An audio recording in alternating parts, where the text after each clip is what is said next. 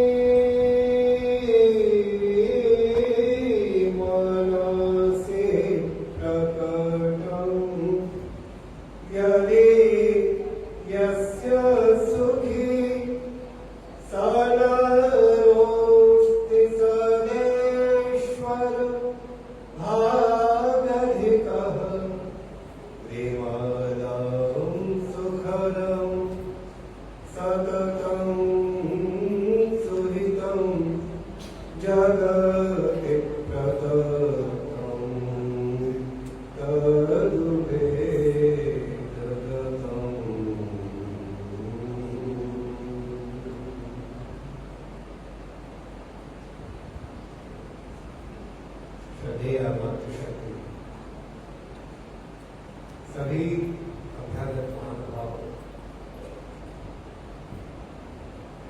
हमारी 1, 2 और 3 पीढ़ियां यहाँ पर नजर आ रही हैं। 3 पीढ़ियों का मतलब जो कम से कम 70, 75, 80 के आसपास की उम्र के हैं। दूसरी पीढ़ी में 50, 55, 60 की पीढ़ी के श्रेणी के जो लोग हैं वो हैं, युवा वर्ग है। लेकिन चौथी पीढ़ी नजर नहीं आ रही है ज्यादा। इसके बाद की जो एक पीढ़ी और होनी चाहिए, यहाँ पर छोटे छोटे बच्चे होते हैं, स्कूल के बच्चे होते हैं, 5वीं, 6वीं, 7वीं, 8वीं, 9वीं, 10वीं के बच्चे होते हैं। कोई बात मैंने इसीलिए कहा ज्यादा नहीं मिल रहा।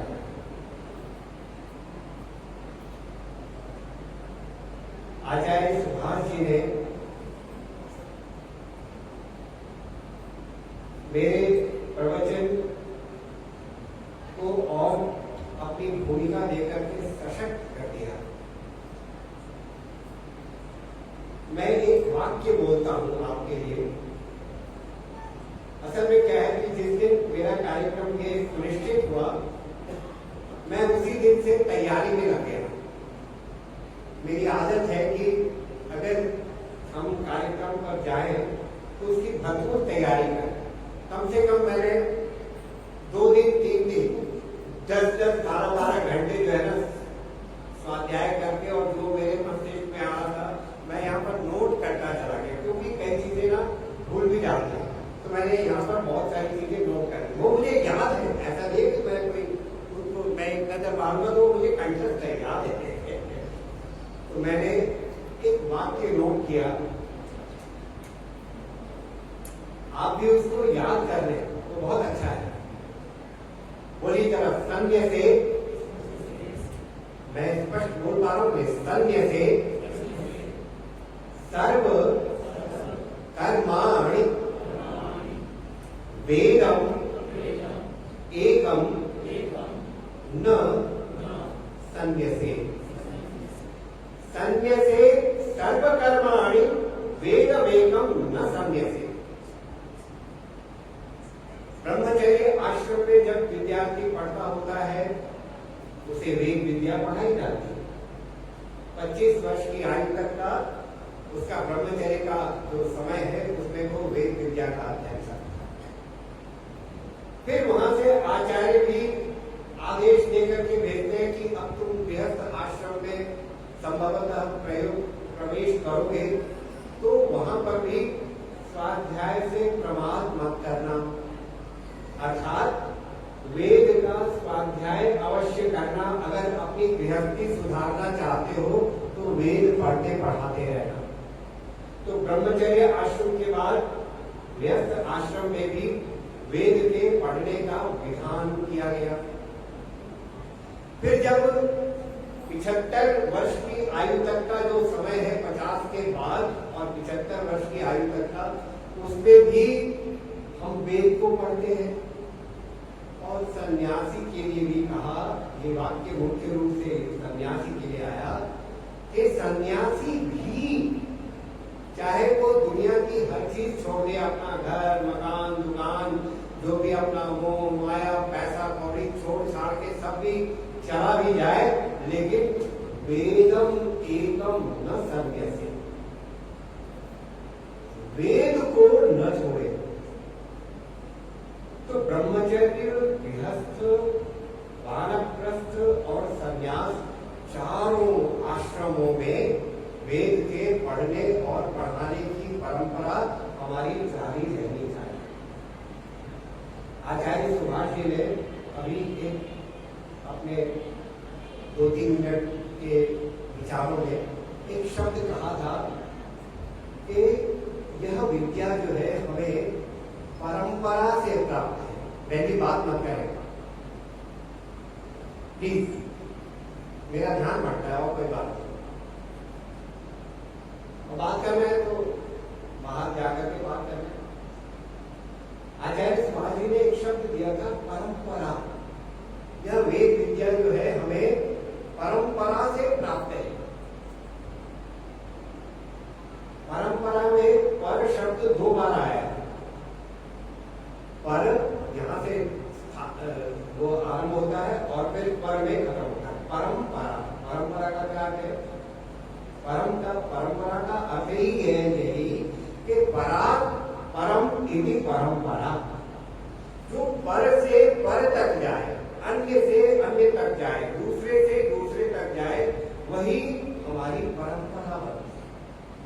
तो वेद का जो ज्ञान है वह वास्तव में हमें परंपरा से ही प्राप्त है। और इस परंपरा को अक्षुण्ण बनाए रखने में बहुत सारे मेधावी लोगों का जो है वो योगदान।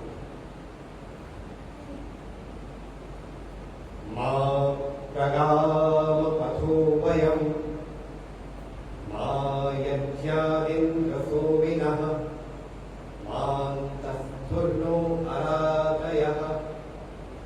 मैंने एक छोटा सा मंत्र आपके सामने रखा। कल मैंने आपके सामने एक बड़ा मंत्र रखा था, अभी एक मैंने छोटा सा मंत्र। परमात्मा से प्रार्थना है,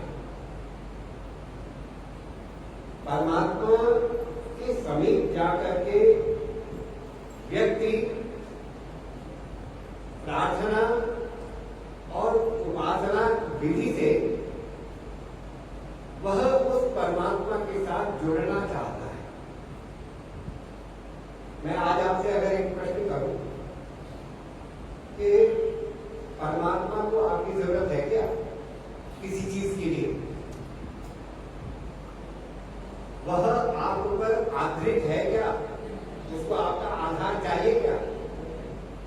ऋषि ने लिखा कि परमात्मा के साथ जो हमारा संबंध है वह आधाराधेय संबंध है। हमें उसका आधार चाहिए, उसको हमारा आधार नहीं चाहिए। परमात्मा के साथ हमारा संबंध सेव्य सेवक का संबंध है। परमात्मा सेव्य है। परमात्मा की स्तुति करो, परमात्मा की उपासना करो, परमात्मा की भक्ति करो, परमात्मा को जानने का प्रयास करो। सेव्य है, हम सेवक हैं। परमात्मा के साथ हमारा जो संबंध है, ये ऋषि के शब्द मैं बोल रहा हूं, मेरे शब्द नहीं बोल रहे। परमात्मा के साथ हमारा सेव्य सेवक संबंध है, आधाराधेय संबंध है। और उस परमात्मा के साथ हमारा संबंध जो है वो कैसा है कि वह परमात्मा हमारे अंदर अंतर्यामी होकर के रह रहा है। वो हमारा सब कुछ जान रहा है, वह हमें भली भांति जानता है। कहीं भी हम उसको धोखा नहीं दे सकते। लेकिन मुश्किल ये है कि हम उसको ही जानना नहीं चाहते, उसको ही बिसराए बैठे हैं, उसको भूले बैठे हैं, दुनिया के चक्करों में लगे हुए हैं। एक प्रेमी था, उस प्रेमी ने अपनी प्रेमिका को एक नथ दे दी, जो नाक में लगाते हैं नथ, वो नथ दे दी।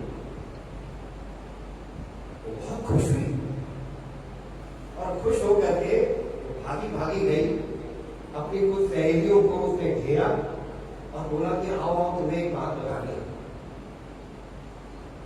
तो कुछ सहेलियां जब इकट्ठी हो गई तो उन्होंने बोला कि ये नथ जो है ना, ये मेरे प्रेमी ने मुझे दी और बहुत खुश हो रही थी। उस दृश्य को एक कवि ने देख लिया और कवि ने जब देखा तो उसने उस दृश्य को दो पंक्तियों में बांध दिया और उसने क्या लिखा कि नथनी दी जिस यार ने सुमिरती बारंबार। देखो कितना याद कर रही है अपने प्रेमिकों को इस नथ के माध्यम से कि नथनी दी जिस यार ने सुमिरती बारंबार और नाक दिया करतार ने उसको दिया है ना। नाक दिया करतार ने उसको दिया, उसको तो भूले बैठे हो भाई। अरे जरा सोच करके देखो कि अगर नाक न भी होती प्रभु ने तो ये नथ तेरी कहां लगती है। तो उस प्रभु का धन्यवाद, परमात्मा का धन्यवाद करो, परमात्मा को निरंतर याद करो, जितना याद कर सकते हो उतना याद करो। हम इस संसार में मानुष जन्म देकर के परमात्मा के द्वारा भेजे गए क्यों? अगर हम प्रश्न करें कि क्यों भेजे गए, परमात्मा ने हमें मानुष शरीर क्यों दिया? मैं चार पंक्तियां आपके सामने बोल रहा हूं कि आदमी आकाश को भी जानता है। क्या बोला मैंने?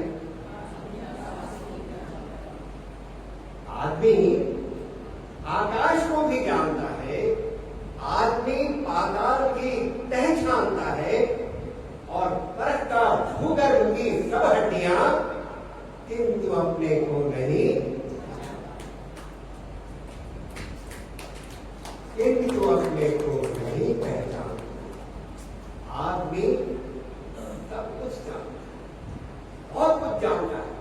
गैलेक्सी में क्या हो रहा है, कहां कितनी दूर क्या क्या चीजें हैं, उसका बहुत कुछ अता पता खोज करके ले आया। समुद्र में घुसा तो समुद्र के अंदर पता नहीं क्या क्या खोज करके ले आया। स्वामी रामधारी सिंह दिनकर जी ने लेकिन एक बात कही कि अरे वो जीवन के साल को तुम्हें समुद्र के किनारे पर पड़ी हुई सीढ़ियों से ही यदि संतोष हो जाएगा तो समुद्र के अंतराल में छुपे हुए मौत के कोषों को कौन बाहर लाएगा। तो हम कहां घुस करके क्या क्या नहीं पता लगा लेते हैं।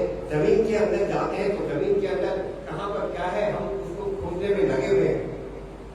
क्या सोना, क्या चांदी, क्या अमृत, क्या भस्म, सब कुछ खोज खाद करके रखते जा रहे हैं और इकट्ठा कर करा करके और फिर एक दिन यहाँ से 1 2 3 वो हो जाता है।